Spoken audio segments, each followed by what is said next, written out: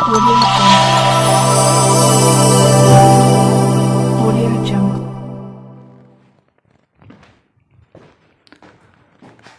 Hello friends, welcome to my channel Modit online Gurukul.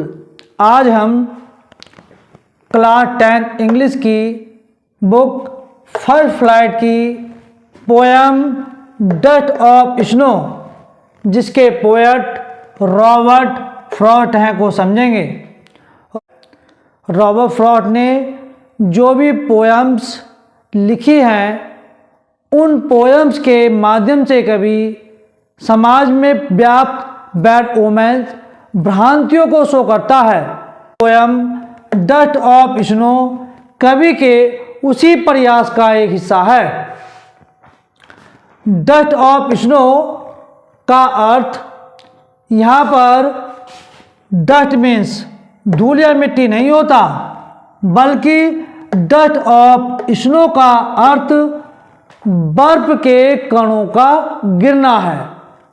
हमारे समाज में यदि कोई ब्लैक कैट, काली बिल्ली अगर हमारा रास्ता काट देती है तो हम उसको अपशगुन, बैड ओमेंस मानते हैं और यह समझते हैं कि हम जिस कार्य के लिए जा रहे हैं वह कार्य पूर्ण नहीं होगा। इसी प्रकार हमारे कहीं जाने पर यदि कोई छींक दे तो हम उसको भी अपशगुन, बैड ओमेंस मानते हैं। इस पोएम में कवि ने क्रो, कौवे और हेमलॉक ट्री, धतूरे के पेड़ की बात की है। हमारे सोसाइटी में क्रो को सिंबल ऑफ डेथ माना जाता है। इसी प्रकार a hemlock tree is a poisonous tree with white flowers. धतूरे का पेड़ एक विषैला पेड़ है जिस पर छोटे छोटे सफ़ेद फूल आते हैं। यहाँ पर crow and hemlock tree signify sadness, gloom and misfortune. कौवा और धतूरे का पेड़ दुख, उदासी और दुर्भाग्य का प्रतीक है। अब हम लाइन बाय लाइन पोएम के अर्थ को समझेंगे। The way A crow soak down on me the dust of snow from A hemlock tree.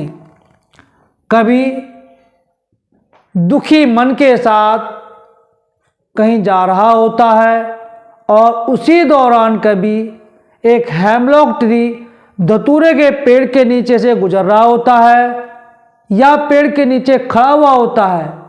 जिस पेड़ के नीचे कभी खड़ा है उस पेड़ पर बर्फ के कण, बर्फ जमी हुई है। इस पेड़ पर कोई कौवा बैठा हुआ है या उड़ रहा है। इसी दौरान, इसी मोमेंट के दौरान बर्फ के कण कवि के शरीर पर गिर जाते हैं। Has given my heart A change of mood. कवि कहता है कि बर्फ के कणों का मेरे शरीर पर गिरना मुझे प्रफुल्लित कर देता है, प्रसन्न कर देता है। अर्थात अब कवि के मन में दुख का भाव समाप्त हो चुका है। बर्फ के कणों का शरीर पर गिरना कवि को दुख से प्रसन्नता की ओर ले आता है।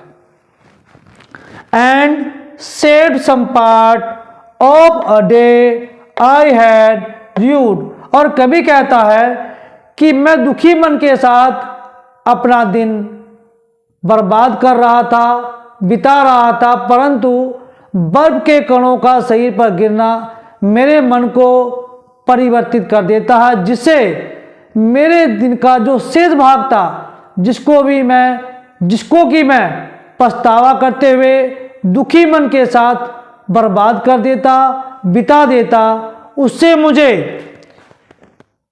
पेड़ से बर्फ के कणों का शरीर पर गिरना मेरे उस समय को, मेरे दिन के शेष बचे हुए भाग को खुशी में, प्रसन्नता में बिता देता है, बदल देता है, जिससे कि कभी अपने बचे हुए शेष दिन को किसी अच्छे अन्य कार्य में लगाता है।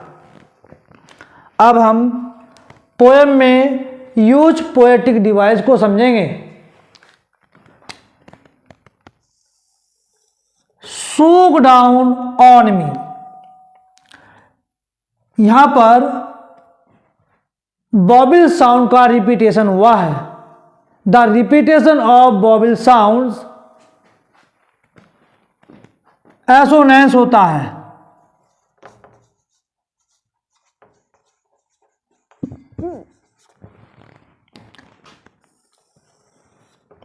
एंड शेप्ड सम पार्ट, यहां एस को रिपीट किया गया है, यहां पर एलिट्रेशन है।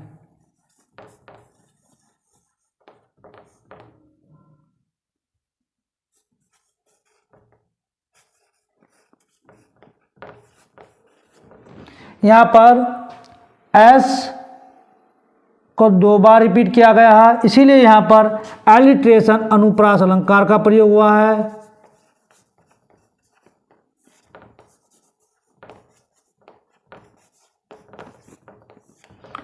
और यहां पर एसोनेंस, क्योंकि इस लाइन में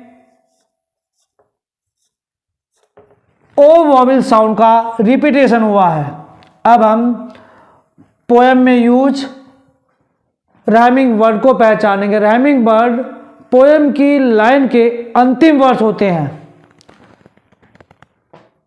क्रो स्नो से मिलता है, मी ट्री से मिलता है, अर्थात फर्स्ट स्टैंजा में क्रो, स्नो, मी, ट्री आपस में राइमिंग वर्ड है, और सेकंड स्टैंजा के अंदर हार्ट, पार्ट, मूड, र्यूड आपस में राइमिंग वर्ड है।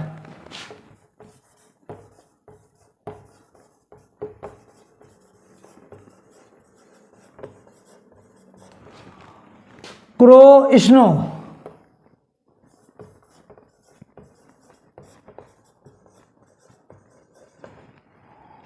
मी ट्री,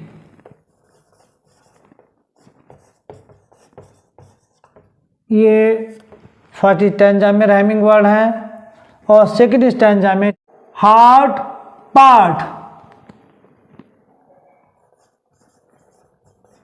हार्ट, पार्ट और मूड, र्यूड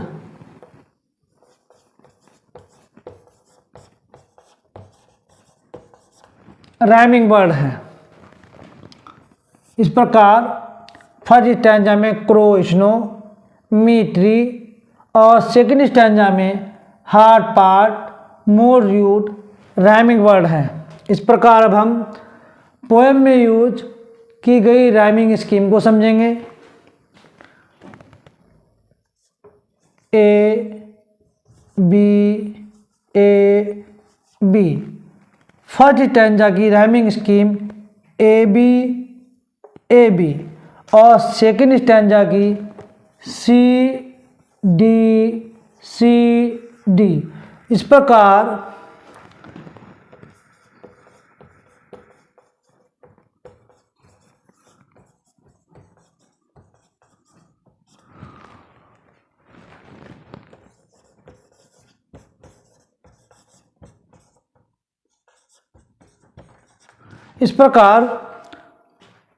ए बी सी डी